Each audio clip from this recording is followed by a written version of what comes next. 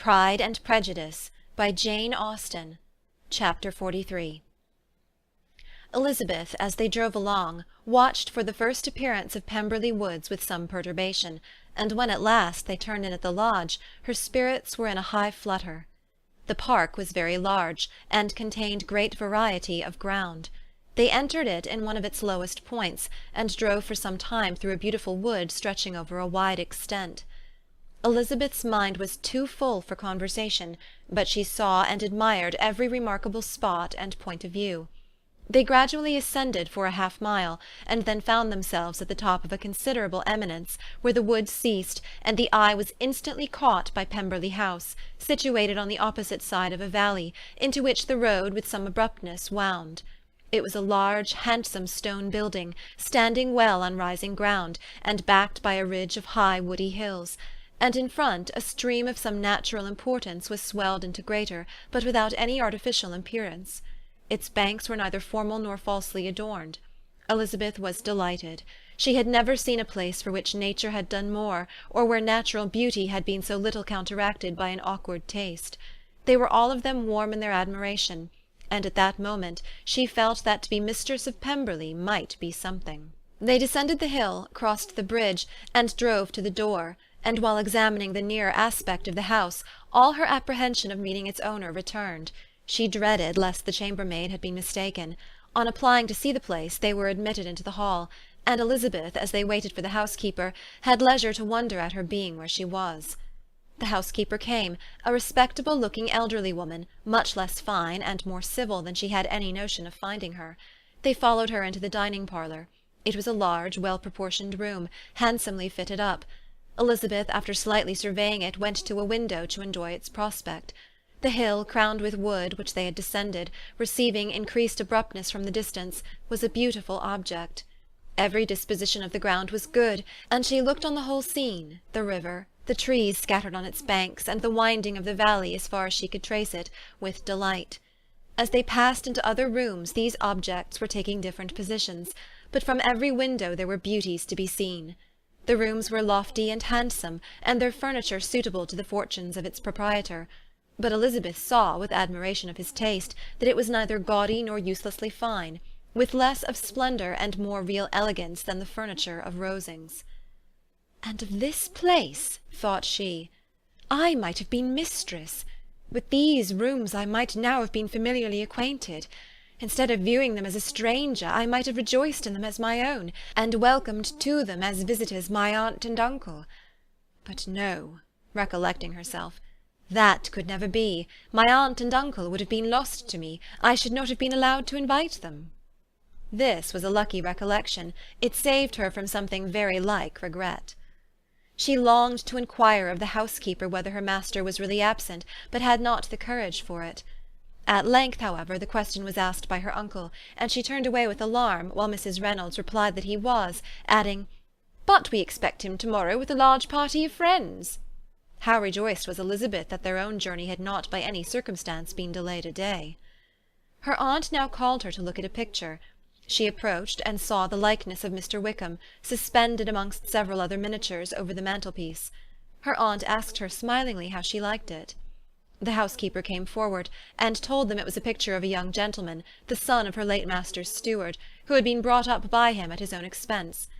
"He is now gone into the army," she added, "but I am afraid he has turned out very wild." Mrs. Gardiner looked at her niece with a smile, but Elizabeth could not return it.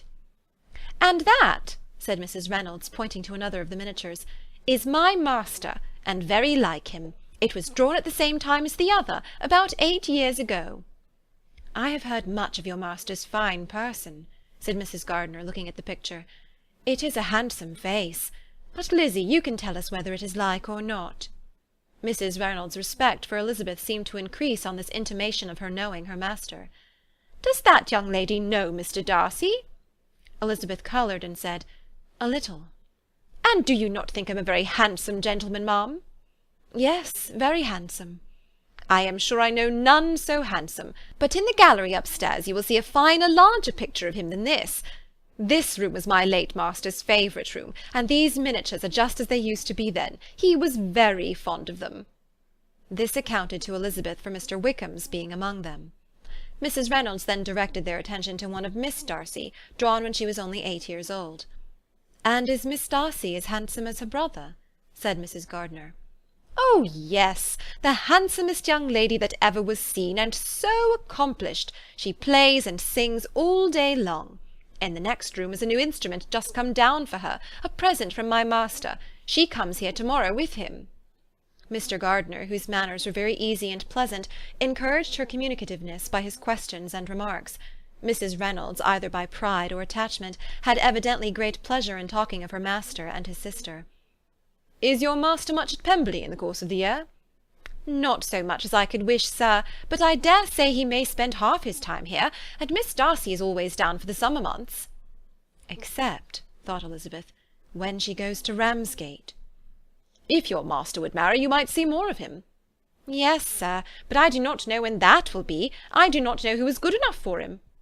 Mr. and Mrs. Gardiner smiled. Elizabeth could not help saying, "It is very much to his credit, I am sure, that you should think so." "I say no more than the truth, and everybody will say that knows him," replied the other.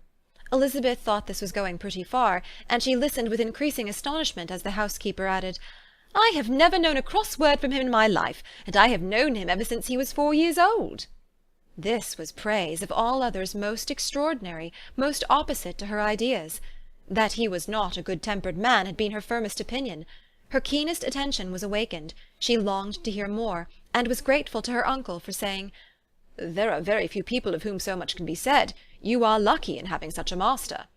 "Yes, sir, I know I am. If I were to go through the world, I could not meet with a better. But I have always observed that they who are good-natured when children are good-natured when they grow up, and he was always the sweetest-tempered, most generous-hearted boy in the world." Elizabeth almost stared at her. "Can this be Mr. Darcy?" thought she. "His father was an excellent man," said Mrs. Gardiner. "Yes, ma'am, that he was indeed, and his son will be just like him, just as affable to the poor." Elizabeth listened, wondered, doubted, and was impatient for more. Mrs. Reynolds could interest her on no other point. She related the subject of the pictures, the dimensions of the rooms, and the price of the furniture in vain. Mr. Gardiner, highly amused by the kind of family prejudice to which she attributed her excessive commendation of her master, soon led again to the subject, and she dwelt with energy on his many merits as they proceeded together up the great staircase. "He is the best landlord and the best master," said she, "that ever lived. Not like the wild young men nowadays who think of nothing but themselves. There is not one of his tenants or servants but will give him a good name. Some people call him proud, but I am sure I never saw anything of it. To my fancy it is only because he does not rattle away like other young men." "In what an amiable light does this place him!" thought Elizabeth. "This fine account of him," whispered her aunt as they walked, "is not quite consistent with his behaviour to our poor friend." "Perhaps we might be deceived." "That is not very likely. Our authority was too good." On reaching the spacious lobby above, they were shown into a very pretty sitting-room, lately fitted up with greater elegance and lightness than the apartments below, and were informed that it was but just done to give pleasure to Miss Darcy, who had taken a liking to the room when last at Pemberley. "He is certainly a good brother," said Elizabeth as she walked towards one of the windows. Mrs. Reynolds anticipated Miss Darcy's delight when she should enter the room. "And this is always the way with him," she added. "Whatever can give his sister any pleasure is sure to be done in a moment. There is nothing he would not do for her." The picture gallery, and 2 or 3 of the principal bedrooms, were all that remained to be shown. In the former were many good paintings, but Elizabeth knew nothing of the art, and from such as had been already visible below, she had willingly turned to look at some drawings of Miss Darcy's, in crayons, whose subjects were usually more interesting, and also more intelligible. In the gallery there were many family portraits, but they could have little to fix the attention of a stranger. Elizabeth walked in quest of the only face whose features would be known to her. At last it arrested her, and she beheld a striking resemblance to Mr. Darcy, with such a smile over the face as she remembered to have sometimes seen when he looked at her. She stood several minutes before the picture in earnest contemplation, and returned to it again before they quitted the gallery. Mrs. Reynolds informed them that it had been taken in his father's lifetime. There was certainly at this moment in Elizabeth's mind a more gentle sensation towards the original than she had ever felt at the height of their acquaintance. The commendation bestowed on him by Mrs. Reynolds was of no trifling nature. What praise is more valuable than the praise of an intelligent servant? As a brother, a landlord, a master, she considered how many people's happiness were in his guardianship, how much of pleasure or pain was it in his power to bestow, how much of good or evil must be done by him. Every idea that had been brought forward by the housekeeper was favourable to his character, and as she stood before the canvas on which he was represented, and fixed his eyes upon herself, she thought of his regard with a deeper sentiment of gratitude than it had ever raised before. She remembered its warmth, and softened its impropriety of expression. When all of the house that was open to general inspection had been seen, they returned downstairs, and taking leave of the housekeeper, were consigned over to the gardener, who met them at the hall door.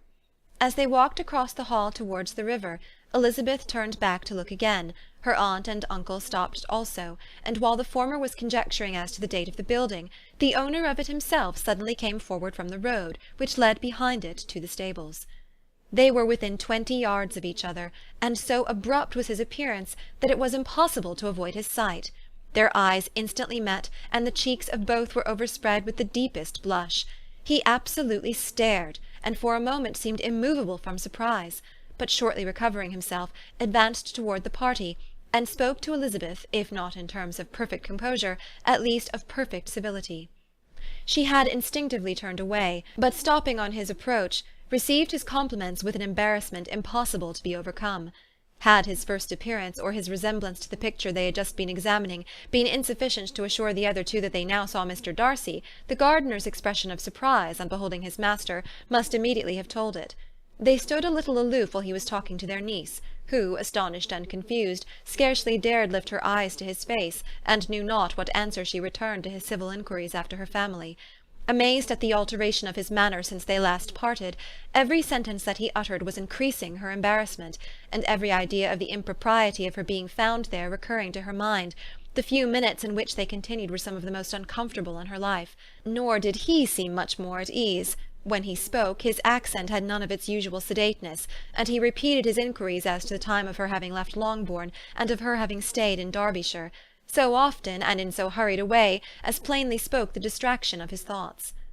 At length every idea seemed to fail him, and after standing a few moments without saying a word, he suddenly recollected himself and took leave. The others then joined her, and expressed admiration of his figure, but Elizabeth heard not a word, and wholly engrossed by her own feelings, followed them in silence. She was overpowered by shame and vexation. Her coming there was the most unfortunate, the most ill-judged thing in the world. How strange it must appear to him, and what a disgraceful light might it not strike so vain a man! It might seem as if she had purposely thrown herself in his way again. Oh, why did she come? Or why did he thus come a day before he was expected? Had they been only 10 minutes sooner, they should have been beyond the reach of his discrimination, for it was plain that he was that moment arrived, that moment alighted from his horse or his carriage. She blushed again and again over the perverseness of the meeting. And his behaviour, so strikingly altered, what could it mean? That he should even speak to her was amazing, but to speak with such civility, to inquire after her family! Never in her life had she seen his manners so little dignified, never had he spoken with such gentleness as on this unexpected meeting. What a contrast did it offer to his last address in Rosings Park, when he put his letter into her hand! She knew not what to think, or how to account for it. They had now entered a beautiful walk by the side of the water, and every step was bringing forward a nobler fall of ground, or a finer reach of the woods to which they were approaching.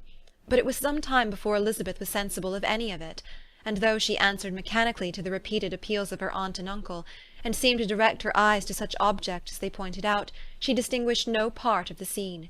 Her thoughts were all fixed on that one spot of Pemberley House, whichever it might be, where Mr. Darcy then was.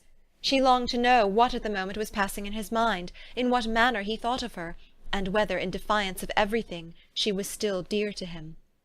Perhaps he had been civil only because he felt himself at ease, yet there had been that in his voice which was not like ease. Whether he had felt more of pain or of pleasure in seeing her she could not tell, but he certainly had not seen her with composure. At length, however, the remarks of her companions on her absence of mind aroused her, and she felt the necessity of appearing more like herself.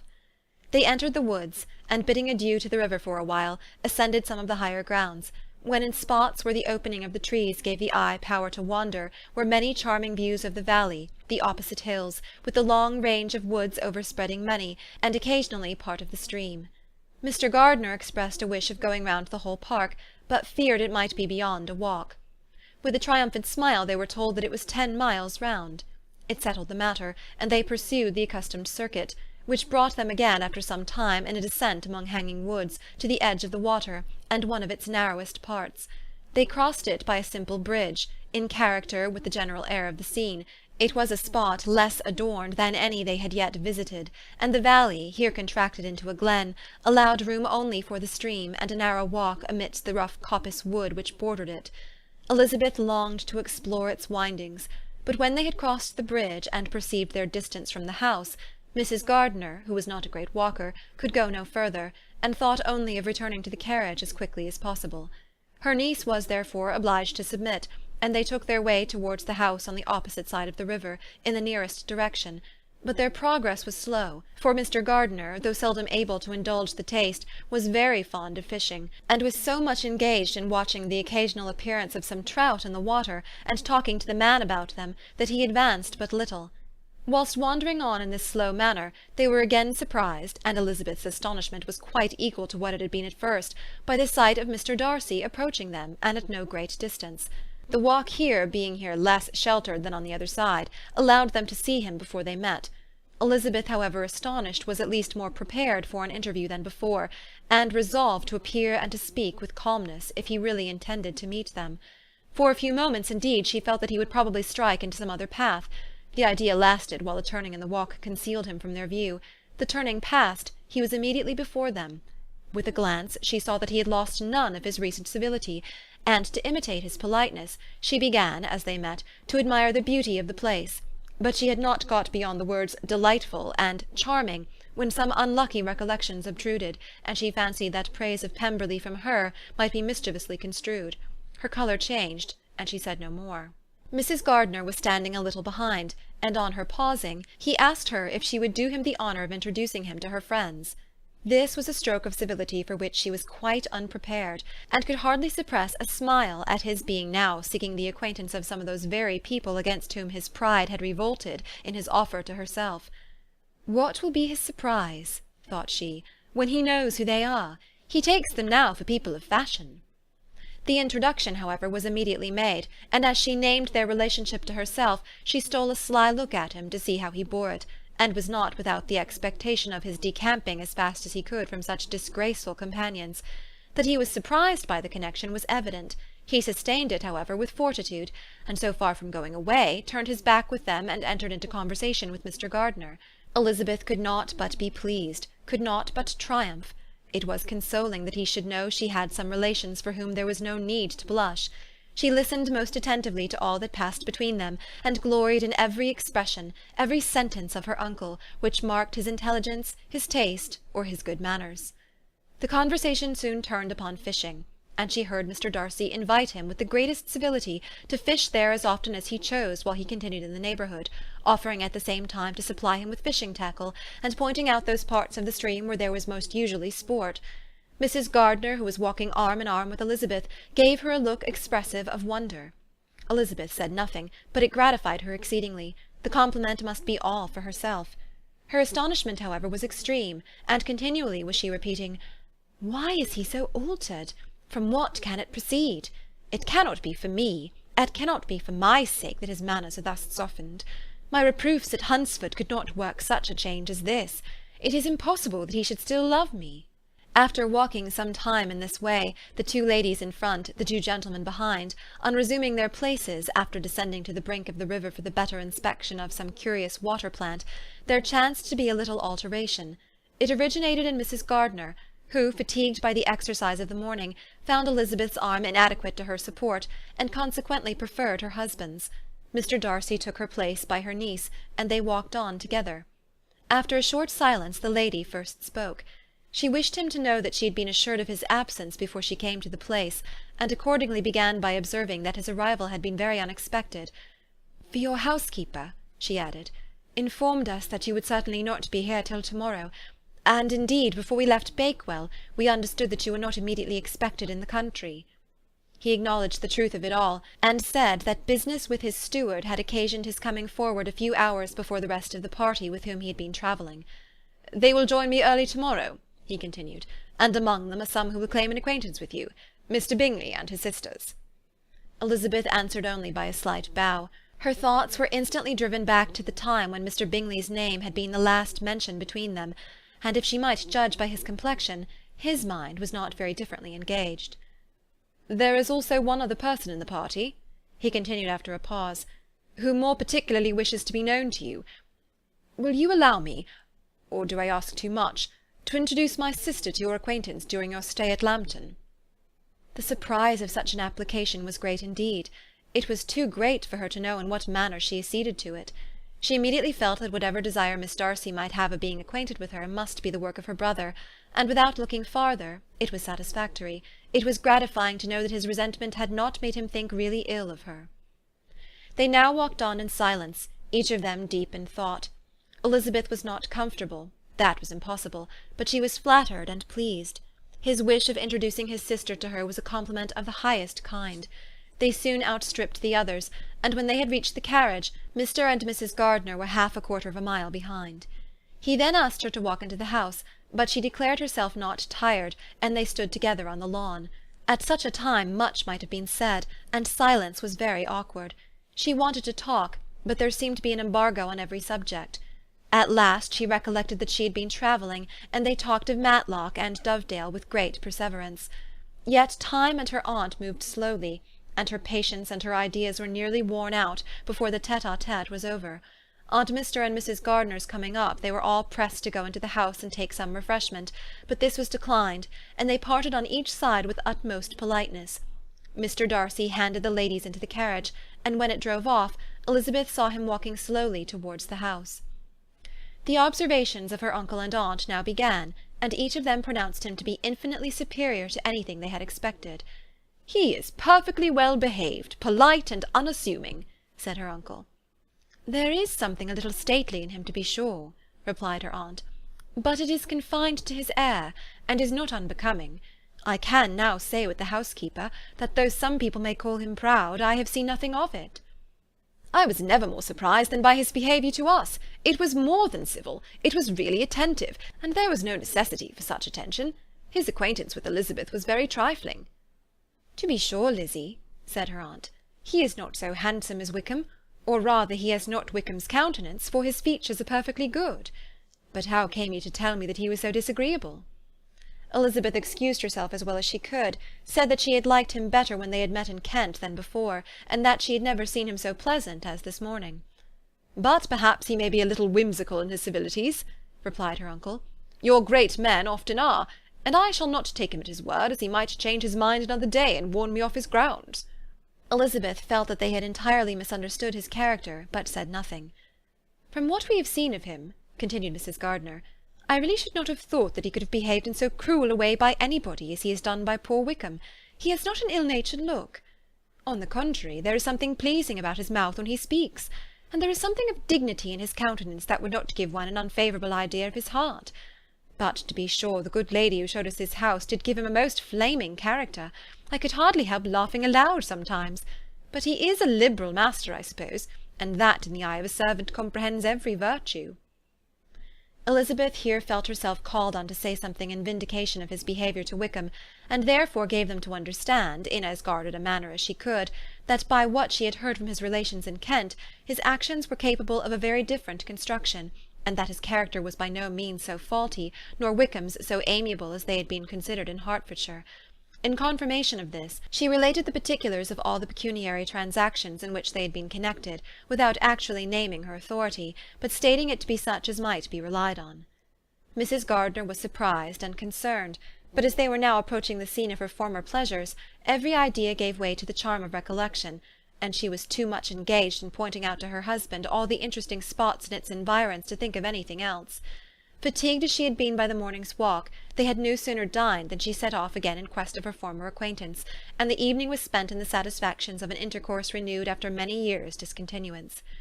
The occurrences of the day were too full of interest to leave Elizabeth much attention for any of these new friends, and she could do nothing but think, and think with wonder, of Mr. Darcy's civility, and above all, of his wishing her to be acquainted with his sister.